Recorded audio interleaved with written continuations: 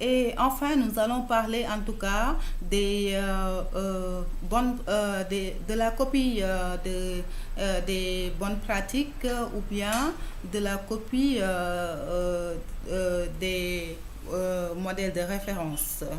Euh, Parmi ces modèles, je vais citer d'abord celui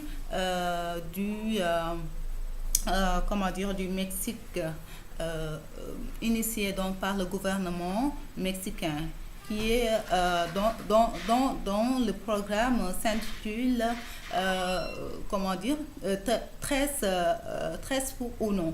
13 pour uno, comme vous l'entendez, donc 3 pour 1. Je m'explique.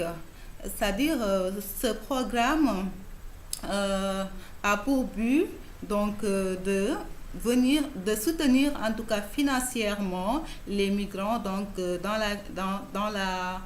la création et la réalisation de projets. C'est-à-dire par exemple lorsque le migrant investit $1 dans un projet, le gouvernement apporte une subvention de $2.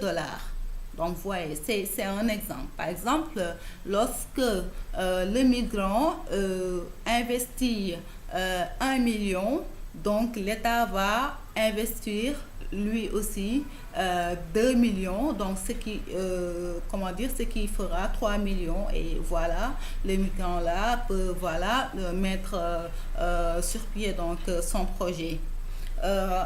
Parmi ces exemples aussi, il y a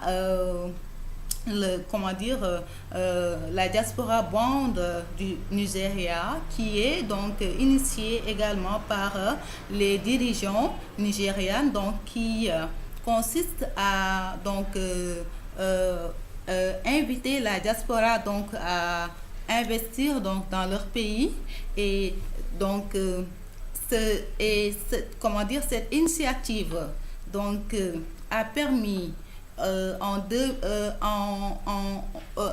juin 2017 de collecter des migrants 300 millions de dollars, donc ce qui est vraiment une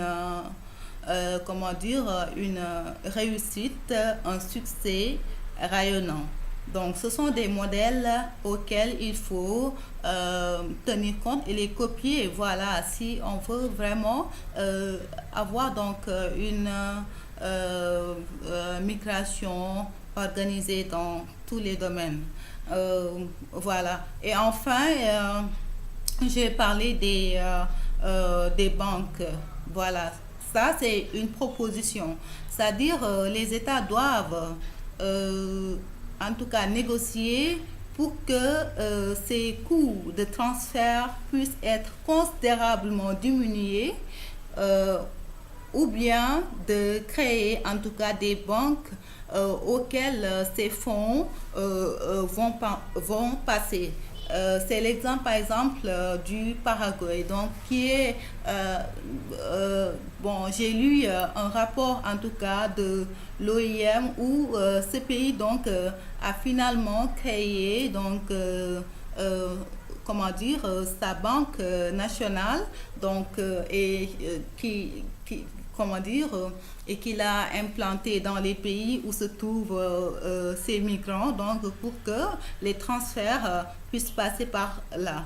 L'intérêt de la création d'un tel projet qui est la création de banques nationales dont les succursales s'installent dans les pays dont on installe des succursales dans les pays d'accueil des migrants. Donc l'intérêt porte sur le fait que il n'y aura plus question transférer des fonds par des circuits non formels. Voilà. Ça va et ça ne va que, comment dire, aller dans le, comment dire, au profit du pays d'origine, mais également du pays d'accueil. Voilà, mais également du pays d'accueil.